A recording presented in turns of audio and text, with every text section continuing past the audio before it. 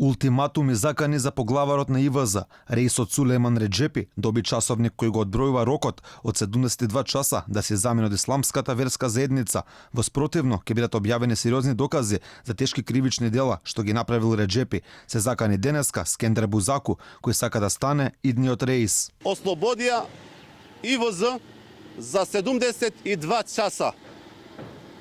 Порака, 72 часа му даваме. Ако не, како што дал оставка, сега нека се повлече од ИВЗ, што ја узурпирал.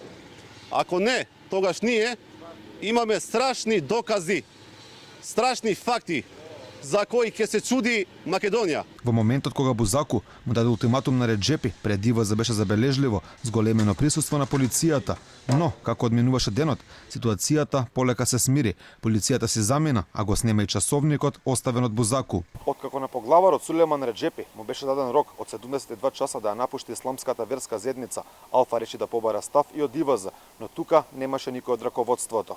Инаку превирањата во ИВЗ траат од април, кога судска одлука беше разрешен Реджепи, а Бузаку се прогласи за нов поглавар, но Ријасетот застана за Реджепи и порача дека тие се единствено тело кое го назначува поглаварот на ИВЗ и дека одлуката за смена на Реисот била скандалозна, затоа стои политика. Реджепи, кој денеска доби рок да се замине на позицијата поглавар на исламската верска заедница, е од 2011 година.